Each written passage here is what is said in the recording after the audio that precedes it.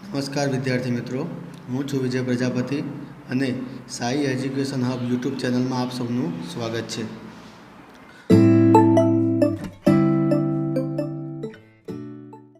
તો હવે આપણે ધોરણ 10 અંગ્રેજી વિષય વિશે ભણીશું. તો ધોરણ 10 અંગ્રેજી ટેક્સ્ટ બુકમાં યુનિટ 1 અગેન્સ્ટ ધ ઓડ એના વિશે આજે આપણે અભ્યાસ કરીશું. તો આ વિડીયો ધ્યાનથી જુઓ અને સાંભળો. અને મારી તમને નમ્ર વિનંતી છે કે આ વિડીયો તમે જ્યારે જુઓ ત્યારે જોડે તમે ટેક્સ્ટ બુક ઓપન રાખો કે જેનાથી તમને વધુ ખબર પડે. તો હવે આપણે શરૂ કરીએ. તો યુનિટ 1 અગેન્સ્ટ ધ ઓડ. તો આ યુનિટ આપણે શરૂ કરીએ તે પહેલાં આપણે આ યુનિટનું જે ટાઇટલ છે અગેન્સ્ટ ધ ઓડ એ શું કહેવા માગે છે, એનો મતલબ શું થાય, એનું મિનિંગ શું થાય, એના વિશે આપણે પહેલાં સમજી લઈએ. તો ઓડ્સ એટલે સામા પ્રવાહ. સામા પ્રવાહનો મતલબ શું થાય? તો આપણા જીવનમાં પ્રતિકૂળ પરિસ્થિતિ આવે, આપણા જીવનમાં જ્યારે કઠિનતા આવે ત્યારે આપણે એનો સામનો કઈ રીતે કરીએ છીએ અને એમનો સામનો કર્યા પછી એના સામે લડ્યા પછી આપણે વિજય મેળવીએ છીએ, એને જ કહેવાય ઓડ સિચ્યુએશન. ઓડ એટલે ગંભીર સ્થિતિ કહી શકીએ, ઓડ એટલે પ્રતિકૂળ પરિસ્થિતિ પણ આપણે કહી શકીએ. તો પ્રતિકૂળ પરિસ્થિતિમાં પણ આપણે હિંમત હાર્યા વગર કઈ રીતે કામ કરી શકીએ તે જ આ પાઠનો મેન મોટિવ છે. તો ચલો આપણે આ પાઠ શરૂ કરીએ. તો ટ્રેક્સ ટુ તાજનગર. તો હું પાઠ શરૂ કરું છું, ધ્યાનથી જોજો. For 25 years residents of Tajnagar village near Gurugram lobby for a railway station in their village.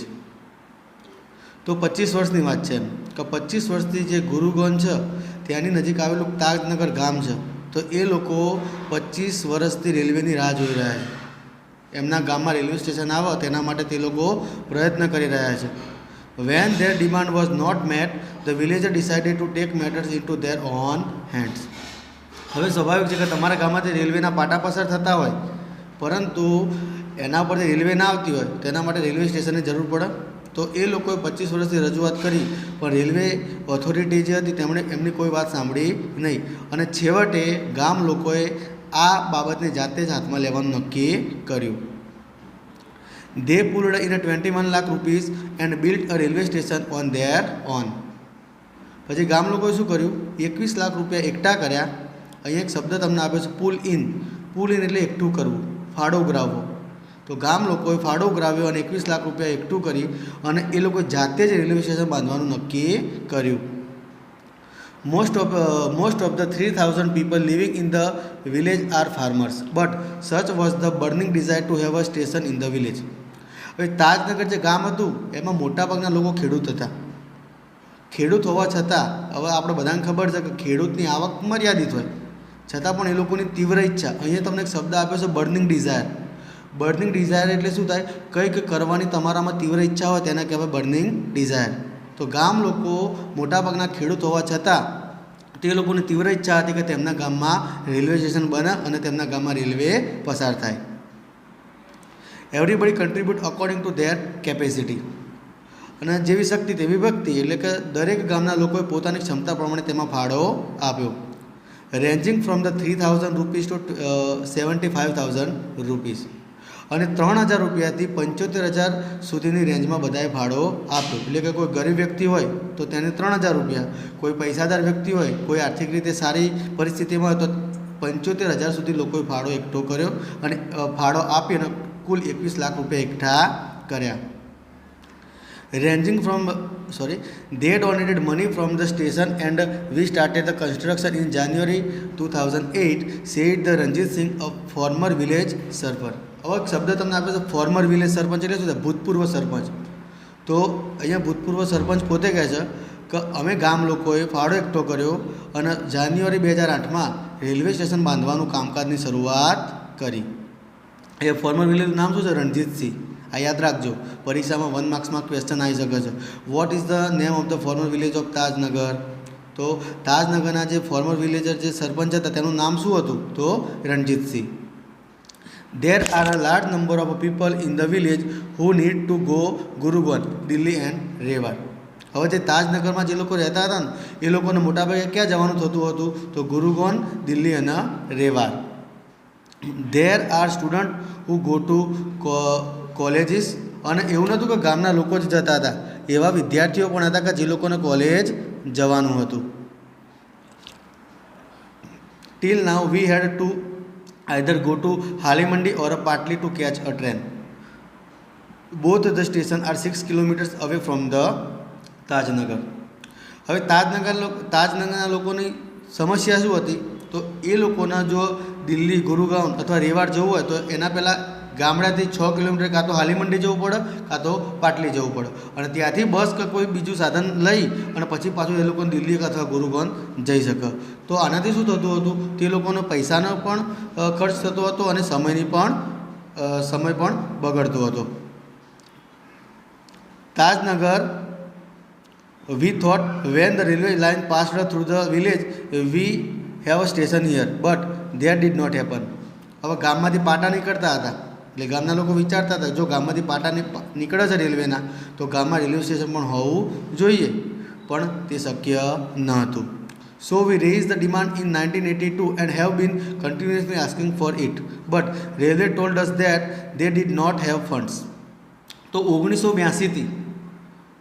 1982થી ગામના લોકો રેલવે ઓથોરિટીને સતત તે લોકોએ અરજી આપી, વિનંતી આપી કે અમારા ગામમાં રેલવે સ્ટેશનની જરૂર છે, અમને રેલવે સ્ટેશન બાંધી આપો. પણ દર વખતે રેલવે ઓથોરિટી શું કહેતી હતી? અમારી પાસે પૂરતા પ્રમાણમાં નાણાં નથી, અમારી પાસે ફંડ નથી, એમ કરી અને એ લોકો ગામ લોકોની અરજી સ્વીકારતા ન હતા.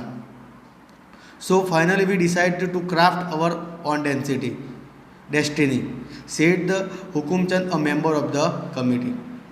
એટલે એ કમિટીના જે મેમ્બર હતા એમનું નામ હતું હુકુમચંદ. તો અહીંયા એવું કહે છે કે રેલવે ઓથોરિટીએ સતત અમે 25 વર્ષ સુધી અરજી કરી છતાં પણ અમારી પાસે પૂરતું ફંડ નથી એમ કે રેલવે ઓથોરિટી ના પાડી દેતી હતી. એટલે કે અમે ગામ લોકોએ અમારી નિયતિ, અહીંયા એક શબ્દ તમને આપ્યો છે ડેસ્ટિની, એટલે નિયતિ, અમારી નિયતિ અમે જાતે જ ઘડવાનું નક્કી કર્યું. As the result panchayat pass a resolution in 2008. Resolution એટલે ઠરાવ. તો પંચાયતે 2008માં અંતે ઠરાવ પસાર કર્યો, saying that since the railway was not able to build a station for them they would do their for themselves and with their own money. તો ઠરાવ પસાર કર્યો અને એમાં ગ્રામ પંચાયતે એવું કીધું રેલવે ઓથોરિટીને આપણી પાસે આપણું રેલવે સ્ટેશન બાંધવા પાસે સમય નથી કે નાણાં નથી, તો કંઈ વાંધો નહીં, આપણે જાતે જ આપણા માટે રેલવે સ્ટેશન બાંધીએ. Soon an 11-member team was formed. The team started the collecting money from the villagers. અને આ રીતે ગામના જે 11 સભ્યોની ટીમ હતી તે લોકોએ જાતે જ રેલવે સ્ટેશન બાંધવાનું નક્કી કર્યું અને એ લોકોએ પૈસા ઉઘરાવવાનું શરૂ કર્યું. On 7 January 2010, as a result of their efforts, the first railway station in the country on which the railway did not have spent a single rupee started operation. અને 2008માં બાંધકામની શરૂઆત થઈ અને જાન્યુઆરી 2010માં ભારતનું એવું પ્રથમ રેલવે સ્ટેશન નિર્માણ પામ્યું કે જેમાં રેલવે ઓથોરિટીનો અથવા ઇન્ડિયન રેલવેનો 1 રૂપિયો પણ ફાળો ન હતો. અને આ રીતે તાજનગરમાં રેલવે સ્ટેશનનું બાંધકામ થયું, જે ભારતનું પ્રથમ રેલવે સ્ટેશન હતું કે જેમાં માત્ર ને માત્ર ગામ લોકોનો ફાળો હતો, ભારત સરકાર કે રેલવે ઓથોરિટીનો 1 રૂપિયો પણ ન હતો. તો આ રીતે તાજનગરમાં રેલવે સ્ટેશન 2010માં બંધાઈને તૈયાર થઈ ગયું. હવે આપણે જોઈશું સીતાપુરની લાઇટ. તો શરૂ કરીએ. In rural Uttar Pradesh, over 60% of households are without power. Sitapur district is one such place with no power.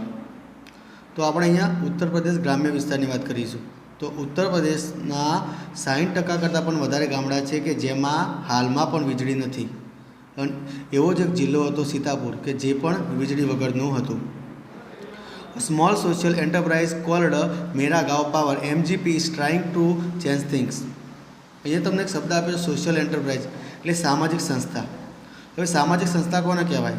તો જે ખૂબ જ ઓછા દરે અથવા વિનામૂલ્યે જે સેવા કરતી હોય સમાજની કે એવા જરૂરિયાતમંદ લોકોની, તો એને કહેવાય સામાજિક સંસ્થા. તો એક સામાજિક સંસ્થા હતી MGP મેરા ગાંવ પાવર. તો એ પરિસ્થિતિ બદલવાનો પ્રયત્ન કરી રહી છે. They are putting 2 solar panels at a time. In just over a year, MGP has connected more than 3,500 customers to solar power mini grids at a village level. તો MGP નામની જે સામાજિક સંસ્થા છે તે ઘર દીઠ 2 સોલર પેનલ મૂકી અને પરિસ્થિતિ બદલવાનો પ્રયત્ન કરે છે અને એક જ વર્ષમાં 3500 કરતાં એટલે કે 3500 કરતાં પણ વધારે ગ્રાહકોને એ લોકોએ આ રીતે સોલર પેનલ આપી અને વીજળી પૂરી પાડવાનો પ્રયત્ન કર્યો છે અને એક વર્ષમાં આટલો ટાર્ગેટ એમણે પૂરો કર્યો છે.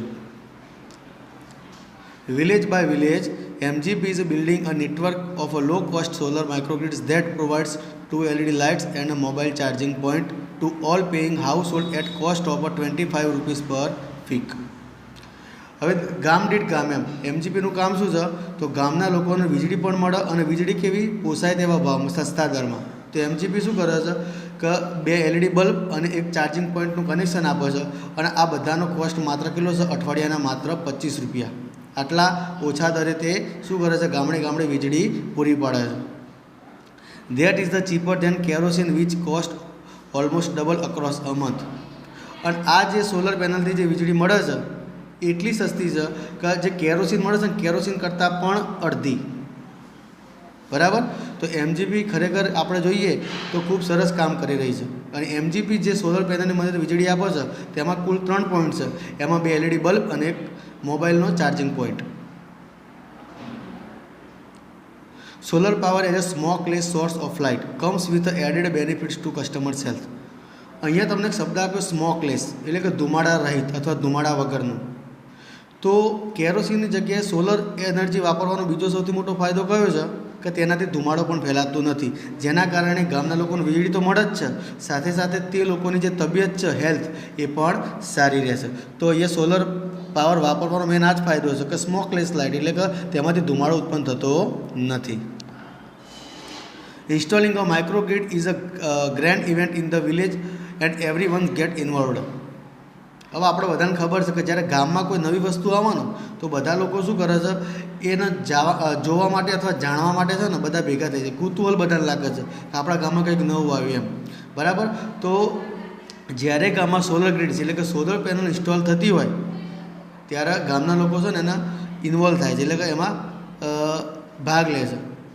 In the village of Damdampurava, the team maps the village house by house beneath the scorching midday sun, working out there to place each wire so as to connect customer to the power source. હવે કોઈપણ ગામમાં જ્યારે કોઈ નવો project શરૂ કરવાનો હોય તો સ્વાભાવિક છે કે ગામડાની મેપ એટલે કે નકશો બનાવવો પડે. નકશો બનાવવાથી શું ફાયદો થાય તો કઈ જગ્યાએ કેટલી સોલર પેનલ મૂકવી, કઈ જગ્યાએ ગ્રીડ ઊભી કરવી, કઈ જગ્યાએ બેટરીઝ મૂકવી, આ બધું નકશા ઉપરથી આપણને ખબર પડે છે. કેટલો વાયર જોઈએ છે, વાયરની લંબાઈ કેટલી રાખવી તો એ નકશા ઉપરથી આપણને ખબર પડે છે. તો બપોરે બળતા તાપમાં પણ જ્યારે એ લોકો કામ કરી રહ્યા હોય છે છતાં પણ ગામ લોકો ઊભા જોઈ રહ્યા હોય છે અને તેમાં ભાગ લેતા હોય છે. Some households join in the while others look on, calling out orders or watching the curious proceeding wide eyes. તો ગામમાં બધા લોકો સરખા ના હોય, અમુક લોકો એવા પણ હોય છે કે જે આ જે MGP વાળા આવે છે એમને મદદ પણ કરાવે છે. ઘણા લોકો આદેશ એટલે કે ખાલી ઓર્ડર જ આપે છે કામ કરો તેમ કરો. અને ઘણા ગામના લોકો એવા પણ હોય છે કે જે લોકો જે કામ થાય છે એને શાંતિથી કુતૂહલપૂર્વક જોઈ રહ્યા હોય છે. તો આ રીતે ગામના દરેક લોકો તેમાં ભાગ લે છે. The roof of a sturdy bricks walled home in each village is always chosen a site for the panels and the battery. હવે પેનલ અને બેટરીનું વજન ખૂબ વધારે હોય તો સ્વાભાવિક છે કે એના માટે મજબૂત ઘર જોવો. તો જ્યારે કોઈ ગામમાં સોલર પેનલ ઇન્સ્ટોલ કરવાની હોય છે ત્યારે એ લોકો એવું મકાન શોધે છે કે જે પાકી ઈંટોની બનેલું હોય કે જેનાથી તે લોકો સોલર પેનલ અને બેટરી તેના ઉપર મૂકી શકે. Ejaz, one of the company's first electrician to be recruited from the local district block Reusa. Ejaz એક ઇલેક્ટ્રિશિયન હતો જેને લોકલ કંપનીએ તેને એ કામ માટે રિક્રુટ એટલે કે તેને હાયર કર્યો હતો. બરાબર. અને તેને નોકરીએ રાખ્યો હતો. Installs the panel in a south direction to capture as much as sunlight as possible.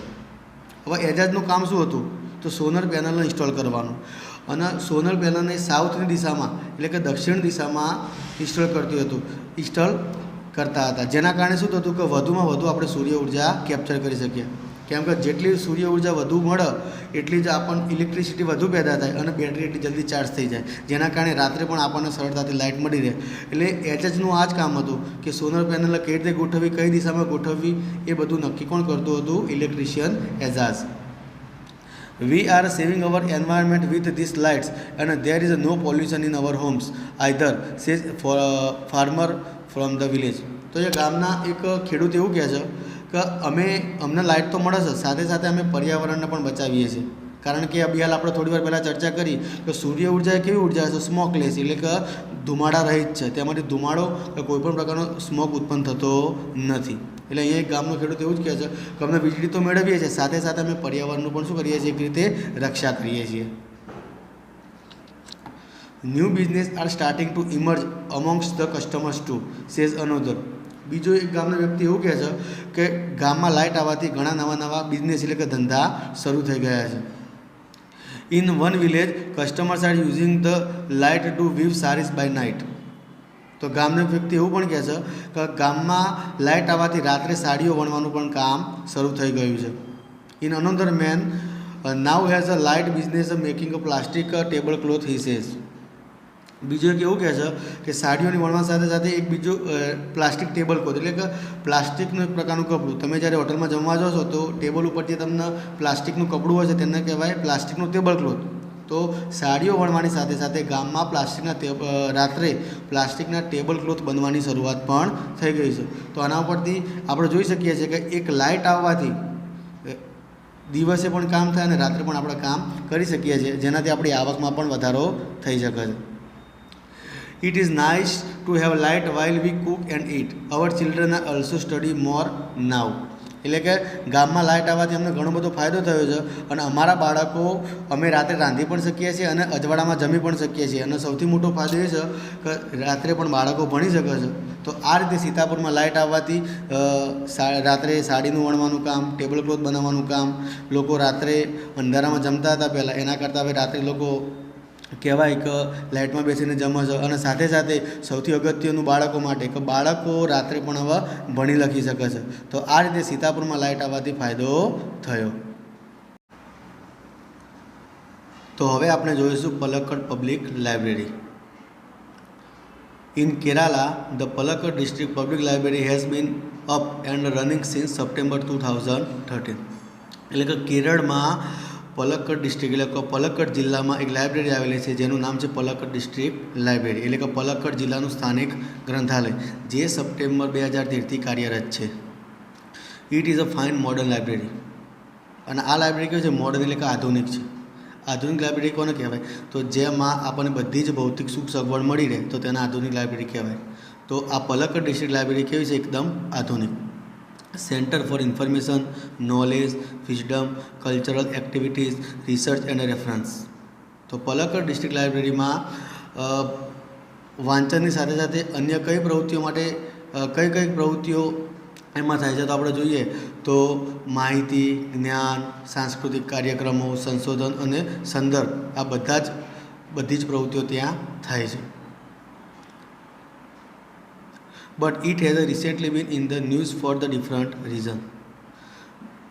લગભગ ભારતની બધી લાઇબ્રેરીમાં આ બધી સુવિધાઓ તો હશે જ, પણ પલક્કડ ડિસ્ટ્રિક્ટ લાઇબ્રેરીમાં એવી કઈ ખાસિયત છે જેના કારણે એ ચર્ચામાં છે અને એના વિશે આપણે આજ ભણીએ છીએ. બરાબર? તમે બધી લાઇબ્રેરીમાં જો તો બધી સુખ સગવડ તમને મળે જ છે, પણ પલક્કડ ડિસ્ટ્રિક્ટ લાઇબ્રેરીની એક એવી કઈ ખાસિયત છે કે જેના કારણે ચર્ચામાં છે, આપણે આજે એ ભણવાનું છે. બરાબર?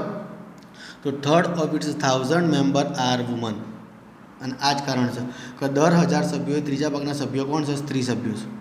અને આ જ કારણ છે કે જેના કારણે પલક્કડ ડિસ્ટ્રિક્ટ લાઇબ્રેરી આજે ચર્ચામાં છે. This woman support by the shared spirits the library offer them launched a woman's unit in February 2014. અને સ્ત્રીઓ સરસ રીતે સલામતીથી વાંચી શકે એ માટે ફેબ્રુઆરી 2014માં તે લોકોને અલગ વિભાગ આપી દેવામાં આવ્યો. હવે સ્ત્રીઓને અલગ વિભાગ આપવાથી ફાયદો શું થાય? તો સ્ત્રીઓ સૌથી પહેલાં તો જે મનમાં ડર હોય એ નીકળી જાય, એ પોતાની જાતને સલામત અનુભવી શકે.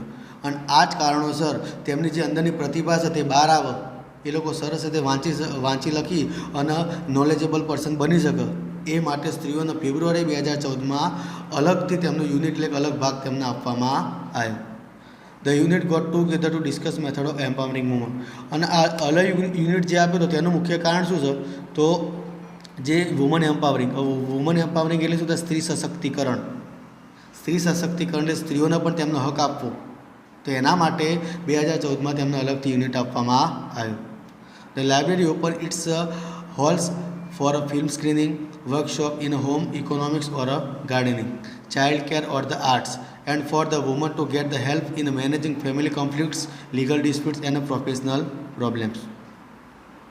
તો આ લાઇબ્રેરી ચર્ચામાં તેનું કારણ કે સ્ત્રીઓ માટે કામ થતું હતું. એમાં હવે સ્ત્રી હોય તો એના જીવનમાં ઘણા બધા ચઢાવ ઉતાર આવતા હોય, ઘણી બધી સમસ્યાઓ આવતી હોય, તો એ બધા જ કામ માટે સ્ત્રીઓને શું કરતું હતું? એક માર્ગદર્શન મળતું હતું. એટલા માટે આ લાઇબ્રેરી ખૂબ જ પ્રખ્યાત હતી. એના સિવાય આપણે જોઈએ તો આ લાઇબ્રેરી વિશે વાત કરીએ તો આ લાઇબ્રેરીમાં અન્ય કયા કામ થતા હતા? તો ફિલ્મોનું પ્રદર્શન, ગૃહ, આર્થિક વ્યવસ્થા, બાગાયત વિશે કાર્યશાળાઓ, બાળ ઉછેર અથવા કલા અને માહિતી મહિલાઓને મળી રહે તે વિશે કામ થતું હતું. પછી એક શબ્દ આવે છે ફેમિલી કોન્ફ્લિક્ટ્સ, એટલે કૌટુંબિક ઝઘડાઓ. નાની નાની બાબતમાં કુટુંબમાં તકરાર થતી હોય, ઝઘડા થતા હોય, તેને કહેવાય ફેમિલી કોન્ફ્લિક્ટ્સ. તો એવી સ્ત્રીઓ કે જે ફેમિલીમાં વારંવાર થતા ઝઘડાથી કંટાળી ગઈ હોય, એ લોકોને કોઈ જરૂરી માર્ગદર્શન ક્યાંથી મળતું ન હોય, તો એવી સ્ત્રીઓને પણ પલક્કડ ડિસ્ટ્રિક્ટ લાઇબ્રેરી મદદ કરતી હતી અને એવા ઝઘડાનું નિરાકરણ કરવામાં ખૂબ જ અગત્યનો ભાગ ભજવતો હતો. The secretary of the library pointed out that through the reading, women would realize their own strength and forge a unity. અહીંયા તમને એક સેક્રેટરી એટલે આપણે કહીએ મંત્રી.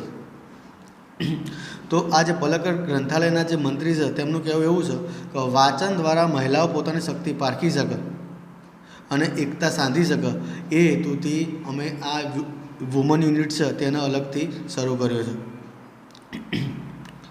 It was not that the leading libraries of earlier times were disappearing and the present rural reading rooms were too often fully only the men readers.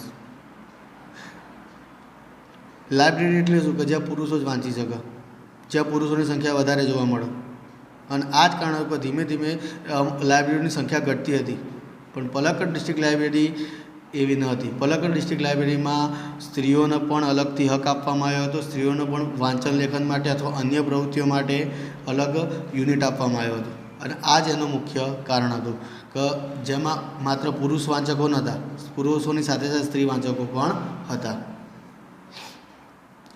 The unit discussed that if the once well-read women of Kerala continues to squander their house in front of the television, it would encourage a climate in which women are afraid to go out after dark.